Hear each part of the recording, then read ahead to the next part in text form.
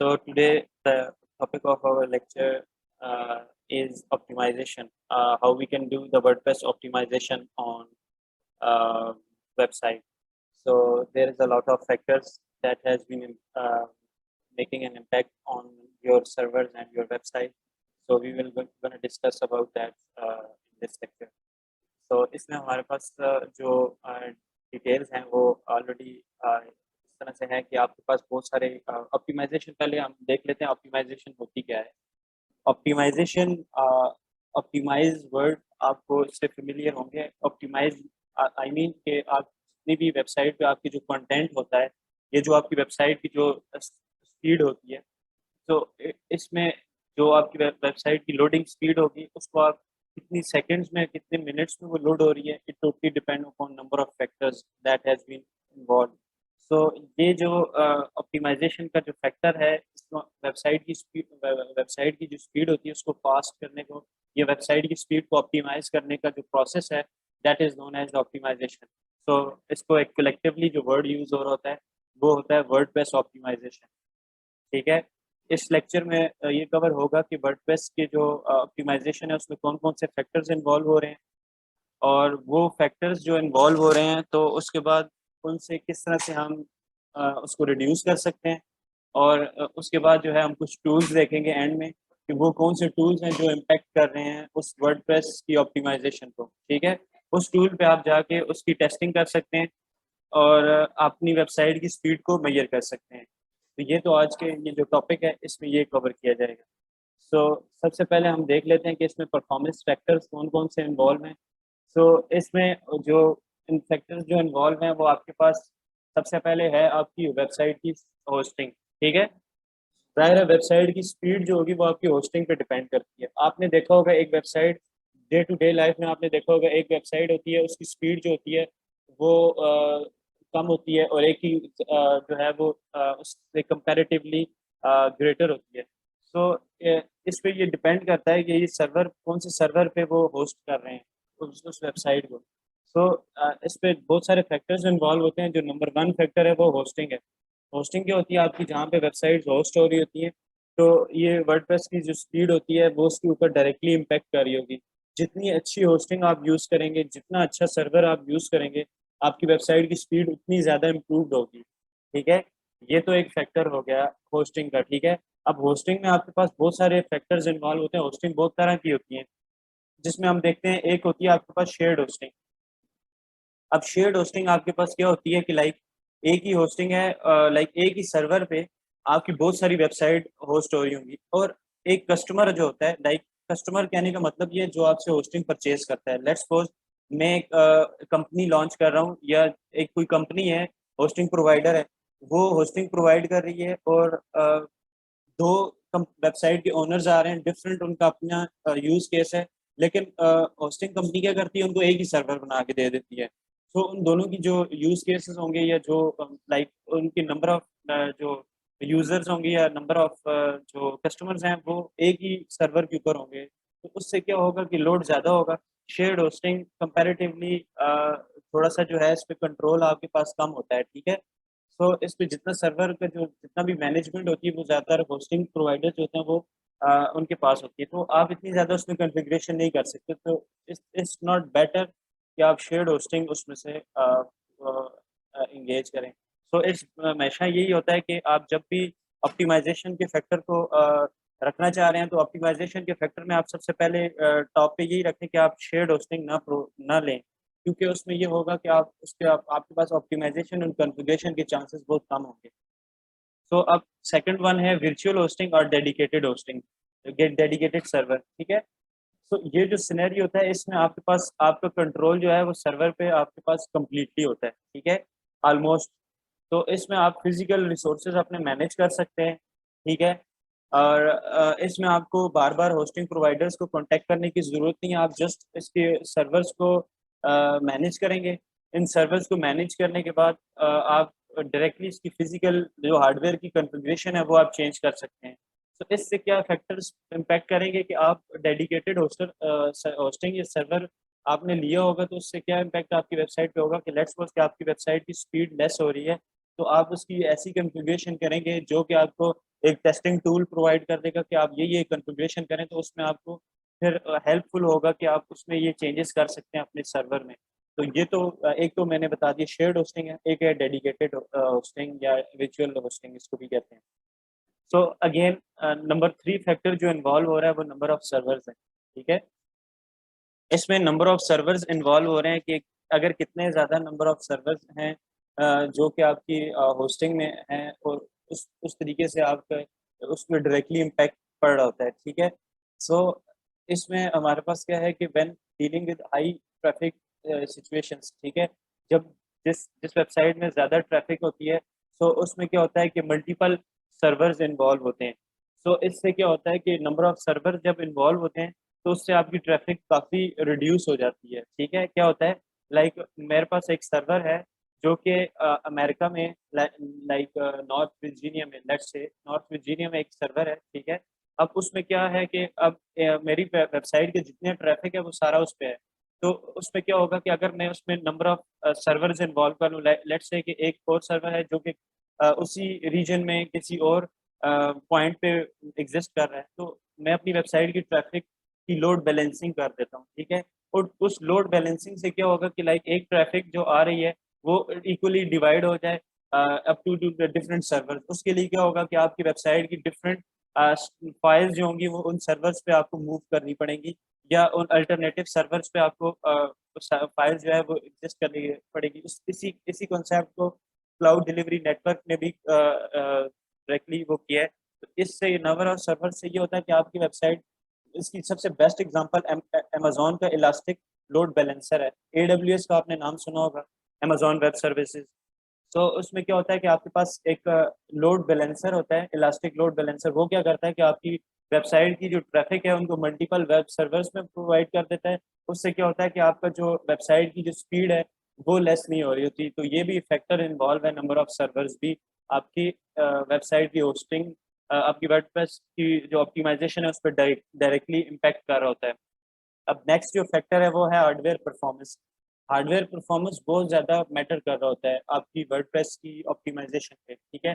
Let's suppose कि आपके पास hardware है, वो आपने विंडो बेस्ड किया हुआ है, अपनी होस्टिंग जो है वो विंडो बेस्ड है। तो विंडो बेस्ड होस्टिंग होगी तो वहाँ पे आप उसमें इतनी ज़्यादा इतनी अच्छी परफॉर्मेंस नहीं होगी अगर उसमें अगर एसएसडी जो है वो सर्वर में एसएसडी होस्टिंग नहीं है। तो अगेन हार्ड ड्राइव भी इम्पैक्ट कर रही है, सर्वर की स्पीड भी इम्पैक्ट कर रही है, और अगेन उसमें कितनी ज़्यादा बैंडविड्थ है और कितनी रैम इंक्लूडेड है, ये टोटली आपकी हार्डवेयर की स्पेसिफिकेशन के ऊपर भी डिपेंडेंट है। हार्डवेयर की स्पेसिफिकेशन अगर थोड़ी सी भी इसमें अप टू द मार्क नहीं होगी तो आपकी वेबसाइट की स्पीड जो है वो इम्पैक्ट कर सकती है। It totally depend on hardware performance as well, सही है। इसके बाद जियोग्राफिक डिस्टेंस कितना मैटर कर रहा है। अब जियोग्राफिक आपको पता है, जियोग्राफी आप लाइक कितनी ज़्यादा मैटर कर रही है इसमें आपकी वेबसाइट की ऑप्टिमाइजेशन में। लेट्स सपोज कि मैं पाकिस्तान से एक वेबसाइट को विजिट कर रहा हूँ, अब वो अमेरिका में होस्ट हो रही है। तो डिस्टेंस काफ़ी ज़्यादा है, ठीक है। लाइक जो डिस्टेंस है अगर आप ग्लोबली चेक करें तो वो बहुत ज़्यादा बन रहा है। तो इसमें क्या होता है, एक एंड पॉइंट्स बना दिए जाते हैं। एंड पॉइंट क्या करते हैं कि वो आपके क्लाउड की डिलीवरी के तौर पे काम कर रहे होते हैं। क्या होता है कि लाइक लेट्स सपोज कि एक सिंगापुर में एक नया सर्वर में लॉन्च, सिंगापुर में एक एडब्ल्यूएस का ही एक सर्वर होगा। लेट्स लेट्स सपोज कि कोई भी होस्टिंग प्रोवाइडर, मैं अमेज़न वेब सर्विसेज को कह रहा हूँ। तो उसमें क्या होगा, एक सिंगापुर में जो उसका रीजन होगा वहाँ पे मैं एक उसका एक सर्वर की एक फाइल्स को मैं होस्ट कर दूंगा। उससे क्या होगा, जब भी यूज़र आएगा तो वो ओरिजिनल सर्वर के बजाय उस जो नियरेस्ट जो उसकी लोकेशन है उसको अप्रोच करे, और वहाँ से जल्दी कंटेंट जो है उसकी internet based on your internet speed and other factors, वो जो है वो उसकी लोडिंग उतनी इम्पैक्ट करेगी उसके ऊपर, ठीक है। तो उसमें जो एक नाम यूज होता है वो है सीडीएन, क्लाउड डिलीवरी नेटवर्क। तो ये आपके क्या करता है कि आपकी वेबसाइट की जो स्टैटिक फाइल होती है उनको कॉपी कर, मिरर मीन्स कॉपी, या उसकी एक फाइल्स की जो रेप्लिका होता है वो अपने सर्वर पे उसका हो जाता है। तो उस तरीके से क्या हो सकता है कि उसकी आपकी वेबसाइट की ऑप्टिमल जो परफॉर्मेंस है उस पर काफ़ी इम्पैक्ट पड़ेगा। अब सर्वर पे सर्वर लोड, इसमें जो नेक्स्ट फैक्टर है वो सर्वर लोड है। ठीक है, सर्वर लोड कितना इम्पैक्ट पड़ रहा है आपके सर्वर की, इसके ऊपर कितने ज़्यादा लोड है। अगेन जितना आप एक्सपेंसिव होस्टिंग, इसमें आप देखें जो होस्टिंग जो आपको प्रोवाइड कर रहे होते हैं, तो ये सारी क्वालिटीज़ उनके अंदर मौजूद होती हैं। अब लाइक आप कोई चीप होस्टिंग लेंगे जहाँ पे शेयर्ड होस्टिंग होगी, सर्वर पे लोड भी ज़्यादा होगा, तो आपकी वेबसाइट की परफॉर्मेंस पे इम्पैक्ट पड़ेगा। तो जो नंबर वन होस्टिंग है जिस तरह से AWS है, या दूसरी गूगल की होस्टिंग है, या आप कह सकते हैं कि उसके बाद जो A2 होस्टिंग है, या साइड ग्राउंड है, या ब्लू होस्ट है, ये जितनी होस्टिंग है ये आपको ये सारी चीज़ें प्रोवाइड कर रही होती हैं। अब इसमें सर्वर लोड में आपके पास एक और जो इसमें ये होता है कि आपके पास कैशे का सॉल्यूशन भी आपको प्रोवाइड कर रहा होता है। ठीक है, कैशे का सॉल्यूशन प्रोवाइड करके वो आपको आपकी वेबसाइट की स्पीड को डायरेक्टली जो है वो ऑप्टिमल परफॉर्मेंस पे रन कर सकता है। ठीक है, अब इसमें एक और भी इन्वॉल्व होता है, वो है ब्रूट फोर्स अटैक। वो क्या होता है कि आपकी ट्रैफिक, समटाइम्स आपने सुना होगा कि एक सर्वर जो है वो डाउन हो जाता है उसमें जब नंबर ऑफ यूजर्स ज़्यादा हो जाते हैं। तो इस तरीके से क्या होता है कि जो अटैक करते हैं आपकी ट्रैफिक के थ्रू ही करते हैं। वो क्या करते हैं, आपके सर्वर पे इतनी ज़्यादा ट्रैफिक प्रोसीड कर देते हैं कि आपके सर्वर उसको लोड को हैंडल नहीं कर सकता, तो आपका जो वेबसाइट की जो ट्रैफिक है, ये जो वेबसाइट का सर्वर है वो डाउन हो जाता है, जिसको डीडॉस अटैक भी कहते हैं। ठीक है, सो इससे बचने के लिए जो डिफरेंट होस्टिंग है वो आपको इसकी सर्विस भी प्रोवाइड कर रहे होते हैं, इसकी एक्टिवेशन, और इससे जो है आपकी जो वेबसाइट की जो परफॉर्मेंस है वो भी इंक्रीज हो सकती है, अगर ऑलरेडी आपके सर्वर में ये चीज़ें प्रोवाइड कर दी गई हैं, जिससे इन अटैक से जो है वो आप बच सकते हैं। सो इसमें अगेन सॉफ्टवेयर की वर्जन, जो पहले मैंने आपको वर्डप्रेस की ऑप्टिमल वर्जन्स बताए थे, जिसमें आपके पास PHP, MySQL और HTTP, ये जितने फैक्टर्स इन्वॉल्व हो रहे हैं, तो इसमें जितनी इनकी वर्जन अपडेट, लेट्स सपोज के अभी PHP का 8 पॉइंट समथिंग कोई वर्जन चल रहा है, तो अगर आपके सर्वर में ऑलरेडी वो अपग्रेड हुआ हो चुका है, या ऑलरेडी अगर अपग्रेडेड नहीं है, तो अगर डेडिकेटेड सर्वर है तो आप खुद भी उसमें से उसको अपग्रेड कर सकते हैं। उससे क्या होगा, आपकी वेबसाइट की परफॉर्मेंस इंक्रीज होगी, और मोस्ट रिकमेंडेड जो वर्जन हो वही आप उसमें यूज़ करें। ठीक है, बट बिफोर डूइंग दैट, ये जितनी भी ऑप्टिमाइजेशन है इसको परफॉर्म करने से पहले आप कोशिश करें कि आप अपनी वर्डप्रेस की वेबसाइट का जो बैकअप है, जो कि प्रीवियस लेक्चर में भी मैंने आपको बताया, तो उसका आप बैकअप ले लें। उससे क्या होगा कि आपकी ऑप्टिमाइजेशन में कोई अगर इशू आ जाता है, तो आप अपनी वेबसाइट के आप कस्टमाइजेशन लूज नहीं करेंगे, और आपकी बाकी जो डिटेल्स होंगी वो आपके पास सेफ रहेंगी। अब इसमें जो अब जो ये जितना पहले मैंने आपको बताया, ये सारा सर्वर के एंड पे है। ठीक है, ये जितनी होस्टिंग पे जो इसकी ऑप्टिमाइजेशन है वो होस्टिंग पे डिपेंडेंट थी, ये उसके फैक्टर्स थे। तो अब हम जो मूव ऑन करेंगे वो है वर्डप्रेस की कॉन्फ़िगरेशन। अब वर्डप्रेस की कॉन्फ़िगरेशन क्यों मैटर करती है? वर्डप्रेस की कॉन्फ़िगरेशन अगर आपने सही तरीके से नहीं की, अगर वर्डप्रेस की कॉन्फ़िगरेशन अगर आपने ठीक तरीके से नहीं की हुई, उसमें क्या होगा कि आपकी वेबसाइट की प्लगइन्स अगर सही तरीके से परफॉर्म नहीं कर रहे, तो आपकी वेबसाइट की परफॉर्मेंस डाउन हो सकती है। तो आप कोशिश करें कि इसमें लाइट वेट थीम यूज़ करें। ठीक है, थीम इतना ज़्यादा बल्कि ना हो कि वो आपकी वेबसाइट की कॉन्फ़िगरेशन को स्लो कर दे। ठीक है, आपकी वर्डप्रेस की जो ऑप्टिमाइजेशन है उसको स्लो डाउन कर दे, या आपके पास कोई प्लगइन ऐसा यूज़ ना हो जो कि प्रॉपरली डेवलप नहीं हुआ हो, या फिर उसमें एक इशू आ रहा है, या फिर वो प्लगइन में या तो वो उस वर्जन के साथ मैच नहीं कर रहा जो आपने वर्डप्रेस यूज़ कर रहे हैं। So there there is a lot of number of factors that has been involve, कि जो कि आपकी वर्डप्रेस की कॉन्फ़िगरेशन पे डायरेक्टली इम्पैक्ट करेंगे। सो उसमें अब ये सारे फैक्टर्स इन्वॉल्व है। एक थीम आपके पास है, एक प्लगइन भी इम्पैक्ट कर सकता है। सो अगेन वर्डप्रेस का वर्जन है, वर्जन्स भी इम्पोर्टेंट है, वो भी इम्पैक्ट कर सकते हैं स्पीड पे। So again now moving toward the size of graphics.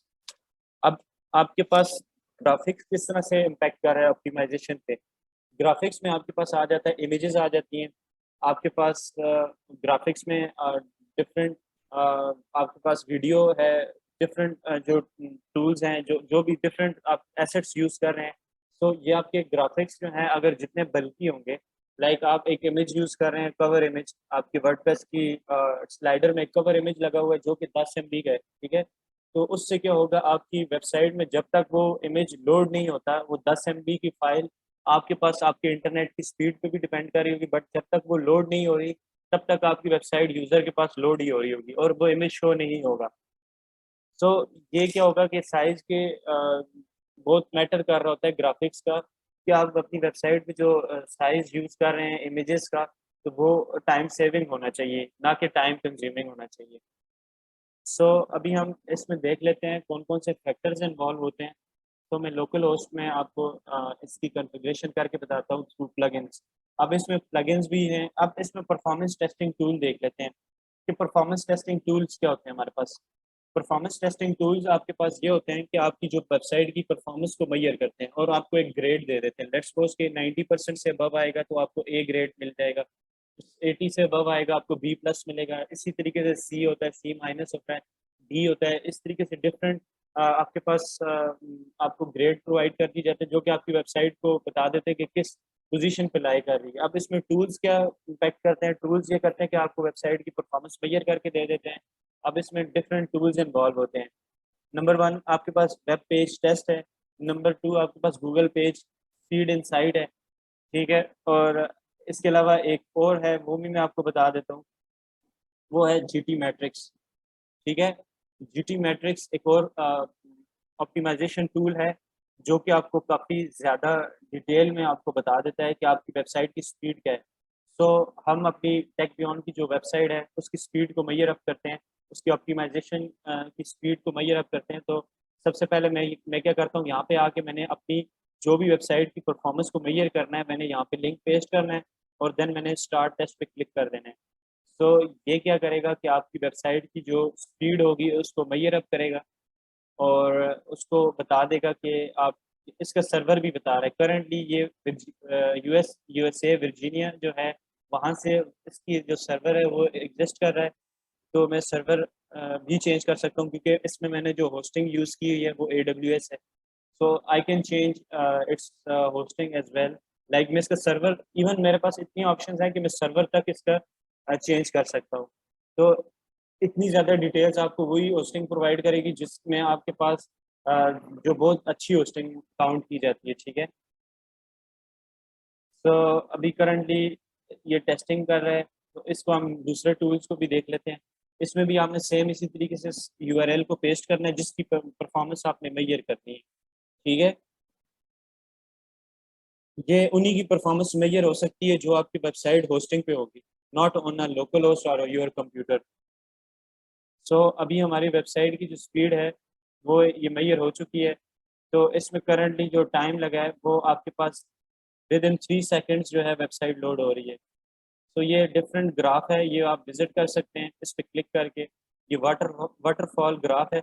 इसमें आपको वो बता रहा है कि कौन से आइकन्स, कौन सी CSS फाइल्स आपके पास टाइम ले रही हैं और उनकी क्या क्या कन्फिग्रेशंस हैं। ठीक है, यू कैन मैनेज दैट और उस पर आप स्पीड का मेजरमेंट कर सकते हैं। जो सबसे ज़्यादा स्पीड इस टाइम पे ले रहा है वो एक इमेज है जो कि आपके पास जिसका प्रॉपरली ऑप्टिमाइज नहीं है। अगर इमेज स्टैंडर्ड्स के हिसाब से यूज़ नहीं हो रही तो वो तब भी टाइम लेगी, ऑल्दो कि उसका साइज कम होगा बट उसकी स्पीड अगेन वो आपके पास होगी।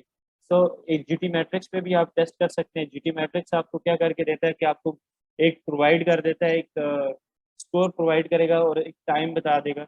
उसमें आपको पता चल जाएगा कि आपके जो वेबसाइट की जो स्पीड है वो किस पोजीशन पे करंटली लाई कर रही है। तो उसमें कौन कौन से फैक्टर्स इन्वॉल्व हो रहे हैं करंटली। अब देखें, हम इसमें बहुत सारे हमने प्लगइन्स यूज़ किए हैं, उससे क्या हुआ है कि करंटली इसकी जो स्पीड है वो एफ पे चली गई है।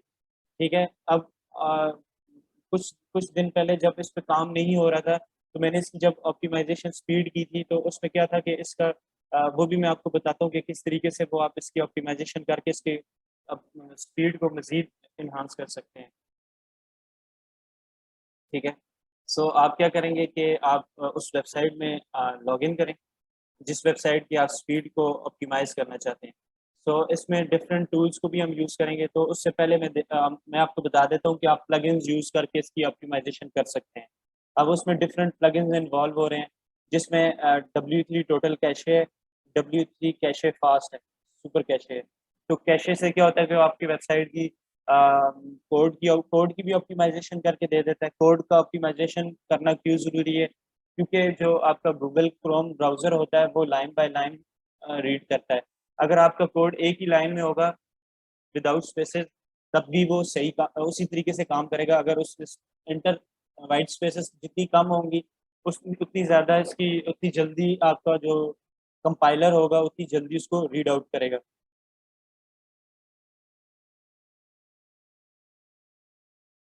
तो अभी जो मैंने इसमें जो यूज़ किया है वो W3 टोटल कैशे यूज़ किया हुआ है, और इसकी ऑप्टिमाइजेशन स्पीड करंटली लेस हो चुकी है हमारी वेबसाइट की।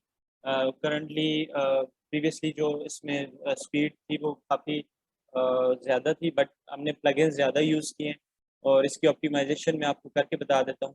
आपने क्या करना है, ऐड न्यू पे जाना है। ऐड न्यू पे जाने के बाद आपने सर्च करना है W3 टोटल कैशे। ठीक है, W3 टोटल आप लिख के सर्च करेंगे तो आपके पास जो सबसे ज़्यादा कैशे के लिए यूज़ होने के लिए ऑप्टिमाइजेशन के लिए यूज़ हो रहा है वो W3 टोटल कैशे है, और 1+ मिलियन एक्टिव इंस्टॉलेशन है। ये आपको क्या करके दे देता है कि आपकी CDN क्लाउड डिलीवरी नेटवर्क करता है, पेज को ऑप्टिमाइज करता है, कोड को मिनीफाई करता है, आपके ऑब्जेक्ट को करता है, और ये करंटली मेरी वेबसाइट में ऑलरेडी इंस्टॉल्ड है, एक्टिव भी है। सो इसकी जो इसका जो परफॉर्मेंस के नाम से इसका एडमिन में इसका एक सेक्शन आ जाएगा, आप इसको इस पर क्लिक करेंगे। ठीक है, जब आप इस पर क्लिक करेंगे तो यहाँ पे एक जनरल ऑप्टिमाइजेशन होगी, उसको रन करना पड़ेगा। मेरी वेबसाइट में ऑलरेडी ये रन हो चुकी है, तो मैं क्या करता हूँ कि इसके डिफरेंट जनरल सेटिंग्स में मैं विजिट करता हूँ। पहले आपने उसकी जनरल उसको करना है, फिर मैं इसको इनेबल कर देता हूँ। ठीक है, अब मैंने इसको इनेबल किया है, मैं इसकी सेव चेंजेस कर देता हूँ। सेव चेंजेस करने के बाद मैं क्या करता हूँ कि इसकी जो मिनीफाई है उसको भी इनेबल कर देता हूँ। उससे क्या होगा, CSS और जावास्क्रिप्ट की जो फाइल्स होंगी वो एक ही लाइन में या उस मिनिमम ऑप्टिमाइजेशन हो के उसकी वाइट स्पेसेस कम से कम हो जाएगी, तो वो उतने जल्दी रीड आउट करेगा। अभी मैंने जस्ट ये दो सेटिंग्स की हैं, करंटली F ग्रेड में वेबसाइट लाई कर रही है, तो मैं रीटेस्ट करता हूँ इसकी। ठीक है, तो अब इसकी परफॉर्मेंस को मेजर अप करते हैं।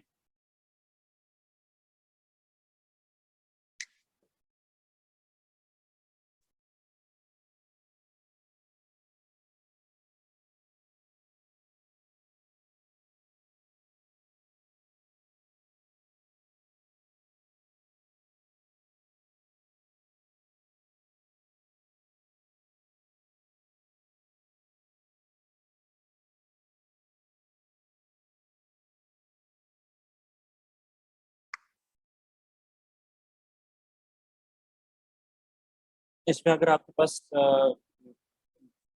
प्रोग्रामिंग नॉलेज है तो आप क्या कर सकते हैं कि आप इसकी परफॉर्मेंस इंक्रीज कर सकते हैं। ठीक है, through not using the plugin, through manually. But अगर आपके पास अगेन इसमें प्रॉब्लम है आपको थ्रू मैन्युअली, तो आप डायरेक्ट प्लगइन के थ्रू करें, और ये ज़्यादा टाइम सेविंग भी है। और मैन्युअली मैं रिकमेंड भी नहीं करता आपको। ठीक है, जब तक कि आप एडवांस यूज़र नहीं हो जाते वर्डप्रेस। तो अभी ये देखें, इसने परफॉर्मेंस 84%, करंट प्रीवियसली इसकी 37% परफॉर्मेंस थी, तो अभी 84% परफॉर्मेंस पे ये इस पे इसको ले आया, और इसकी जो स्पीड है वो मिली सेकेंड्स में चली गई है। ठीक है, अभी पहले इसका जो टाइम था वो आपके पास यहाँ पे आ रहा था, तो कोड को ऑप्टिमाइज करने के बाद इसकी परफॉर्मेंस 84% पे आ चुकी है। तो इसकी मज़ीद सेटिंग्स जो होंगी अगर आप वो करेंगे तो उसके बाद आपको क्या होगा कि अगर लाइक मैं ऑब्जेक्ट का कैशे भी इनेबल कर देता हूँ, और मैक्सिमम इसकी जितनी भी ऑप्टिमाइजेशन है वो आप इसमें यहाँ से इनेबल करेंगे, तो CDN या अगर आप क्लाउड डिलीवरी नेटवर्क भी इसको पाथ भी दे देते हैं, उससे मज़ीद इसकी ऑप्टिमाइजेशन हो जाएगी। करंटली मैं इसका रिकमेंडेड पाथ जो है वो भी प्रोवाइड कर रहा हूँ। तो इसमें बहुत सारे फैक्टर्स इन्वॉल्व हो रहे हैं। एक तो सबसे पहले जनरली मैंने इसको इनेबल किया, पहले डिसेबल था। ठीक है, वो करने के बाद आपने यहाँ पे save setting and purge cache पे क्लिक कर दें। उसके बाद आपने क्या करना है, ये लोड करेगा। जब ये सेटिंग्स हो जाएंगी उसके बाद आपने मिनीफाई करना है। मिनीफाई मैंने आपको बताया HTML CSS और जावास्क्रिप्ट की जो फाइल्स हैं उनको मिनीफाई करता है। उसको मिनीफाई करने से क्या होगा कि आपका जो कंपाइलर होता है, जो गूगल क्रोम है, वो उतनी जल्दी उसको लोड करेगा आपकी वेबसाइट को, जितनी उसमें वाइट स्पेसेस कम होगी। तो ये सेटिंग्स इनेबल करने के बाद आपने यहाँ पे सेव सेटिंग्स पे क्लिक करना है। अब उसके बाद आप पे यहाँ पे ऑप्शनल जो यहाँ पे जो कोड यूज हो रहा है, ऑप कोड, ये करंटली इसने जेन जो बाय डिफॉल्ट यूज हो रहा था, मैंने इसको सेटिंग्स को चेंज नहीं किया। ठीक है, उसके बाद मैंने डेटाबेस को भी कैशे कर दिया। डेटाबेस से क्या होगा कि आपकी रिड्यूस करेगा टाइम को। ठीक है, उतना जल्दी लोड करेगा। और कैशे मेथड मैंने डिस्क रखा हुआ, आप डिफरेंट कैशे भी रख सकते हैं और डिस्क को भी कर सकते हैं। तो ये आपके स्टोरेज जहाँ पे कर रहा है या जो उसकी सेटिंग्स रेलिवेंट है वो आपको वहाँ पे प्रोवाइड कर रहा है। इसके बाद आपके पास ऑब्जेक्ट कैशे आ जाता है, ठीक है। ऑब्जेक्ट कैशे तक आपको एपीआई भी प्रोवाइड की गई है, लेकिन आप यहाँ से ऑब्जेक्ट कैशे इनेबल करेंगे, अगेन इसकी स्पीड पे इम्पैक्ट पड़ेगा। सो ये तो आपके पास जनरल सेटिंग्स होगी हैं, ठीक है। इसी तरीके से आप पेज, अगर ज़्यादा सेटिंग्स, अगर ये सारी सेटिंग्स करने के बाद आपने यहाँ पे सेव ऑल सेटिंग्स पे क्लिक कर देना है। तो अगेन इसमें अगर आप प्रो प्लगइन यूज़ कर रहे हैं तो उसमें आपको काफ़ी हेल्पफुल होगा, बहुत फास्ट हो जाएगी, क्योंकि उसमें सीडीएन नेटवर्क इन्वॉल्व हो जाएगा, क्लाउड डिलीवरी नेटवर्क इन्वॉल्व होगा। वो क्या करेगा, आपको आपकी वेबसाइट को एक और होस्टिंग जो आपकी नियरेस्ट लोकेशन है उसके पास एक होस्ट करेगा। उससे क्या होगा, आपकी वेबसाइट की स्पीड और ज़्यादा फास्ट हो जाएगी। तो मैं जनरल सेटिंग के बाद इंडिविजुअल जो इनकी जनरल सेटिंग के बाद इंडिविजुअल सेटिंग्स है वो उसमें चेक कर लेता हूँ। तो बाय डिफ़ॉल्ट इन्होंने जो सेटिंग्स की हुई है मैंने उसको उसी तरीके से किया है।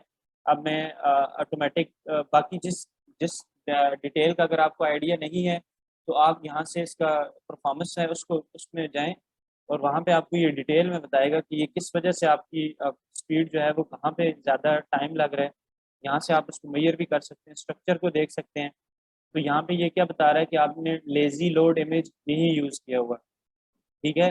कुछ इमेजेस ऐसी हैं जो आपकी don't lazy load largest contentful paint image, जो ये आपके पास ये एक इमेज है जिसका यूआरएल भी आपको दिया होगा, तो आप उसको देख लें कि आपके पास वो कौन सी इमेज है। मैं इसका यूआरएल यहाँ पे कॉपी करके एक न्यू टैब में पेस्ट करूँगा, तो मुझे पता चल जाएगा ये जो इमेज यूज़ हुई है, तो ये आपके पास क्या कर रही है कि above the fold image that are lazily loaded render late in the page, ठीक है। जितनी ज़्यादा लेज़ी लोड इसमें होगा, उससे रेंडर लेट होगा और उसकी स्पीड पे इम्पैक्ट पड़ेगा। तो मैं क्या करता हूँ, मैं सिर्फ आपको समझाने के लिए बता रहा हूँ कि मैं क्या कर रहा हूँ कि अभी करंटली ये जो वेबसाइट पे ये जो इमेज है, यहाँ पे ये वेबसाइट में जो सामने इमेज आ रही होगी, उसको मैं क्या करता हूँ यहाँ पे हाइड कर देता हूँ, जस्ट टू शो यू कि वो अगर इसकी जगह पे आप प्रॉपर एक इमेज यूज़ करेंगे या इसको रिमूव कर देंगे या इसकी जगह पे ग्राफिक एसेट यूज़ करें ऐसा जो लाइट वेट हो या जो ऑनलाइन क्लाउड पे एग्जिस्ट कर रहा हो, तो मैं यहाँ पे क्या करता हूँ कि एक कोई भी एनिमेशन यूज़ कर लेता हूँ रादर देन। एनिमेशन भी आपके पास टाइम लेगी बट ऑनलाइन एनिमेशन टाइम नहीं लेती, या कोई जिफ इमेज यूज़ कर लेता हूँ ऐसी जिससे यहाँ से एनिमेशन भी लग जाएँ और इतना टाइम भी लोडिंग ना लगे, ठीक है। तो मैं यहाँ पे एक प्लेटफॉर्म है, ये मैं यूज़ कर रहा हूँ, और यहाँ पे आपको साइन अप करना पड़ेगा। साइन अप करने के बाद आप क्या करेंगे कि आप यहाँ से इसको यूज़ भी कर सकते हैं, ठीक है। और यहाँ से मैं इसको सर्च कर लेता हूँ, लेट्स सपोज कि सॉफ्टवेयर, तो सॉफ्टवेयर से रिलेटेड जो एनिमेशन फाइल्स होंगी वो मैं यूज़ कर लेता हूँ।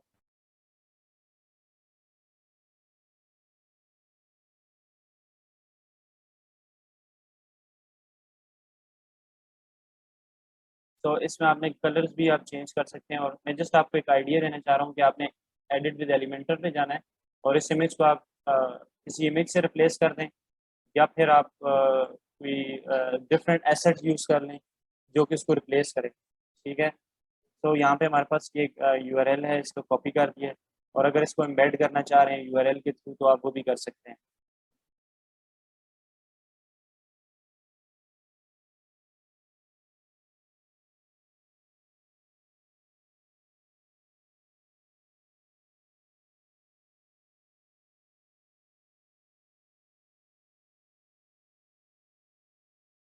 लेट्स सपोज मैंने इस इमेज को करंटली रिमूव कर दिए और मैं इसको अपडेट करता हूँ, और अगेन मैं इसकी परफॉर्मेंस मेजर करता हूँ। ये मीडियम इम्पैक्ट है तो इट्स मीन के येलो में आ रहा है, तो ये ज़्यादा केयरफुली आपने देखना होगा, क्योंकि जो ग्रीन में आ रहे हैं वो इतना ज़्यादा इम्पैक्ट नहीं कर रहे।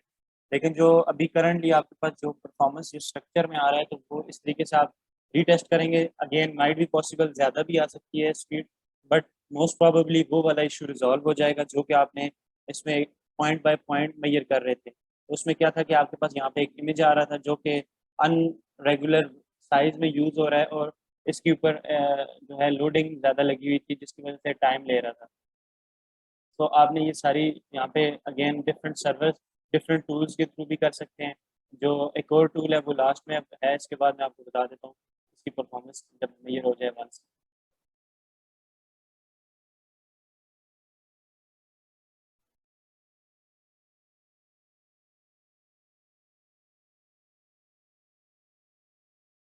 सो करंटली अगर उसने वाटर स्ट्रक्चर में जाते हैं तो वो वाला इमेज का इशू को रिजॉल्व कर दिया है, बट उसने काफ़ी एम्प्टी स्क्रीन्स की वजह से उसने स्क्रिप्ट को वहाँ पे थ्रो की है।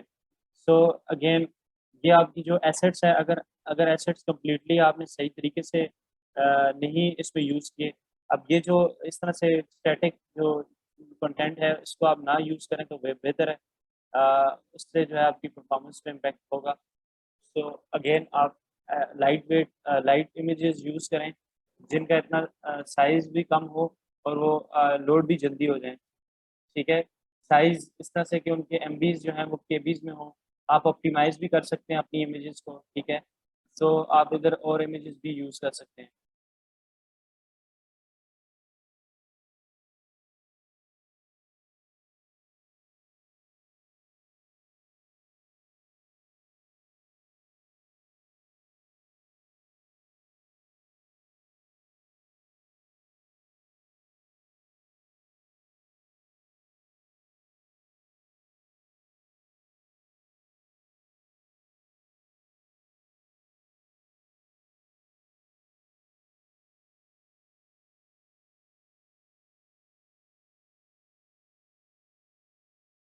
तो एक तो ये टूल था आपके पास, और इस टूल के अलावा आपके पास जो थर्ड वन था वो आपके पास गूगल पेज स्पीड था। ठीक है, अब आप यहाँ से ऑनलाइन जाके लिखें गूगल पेज स्पीड।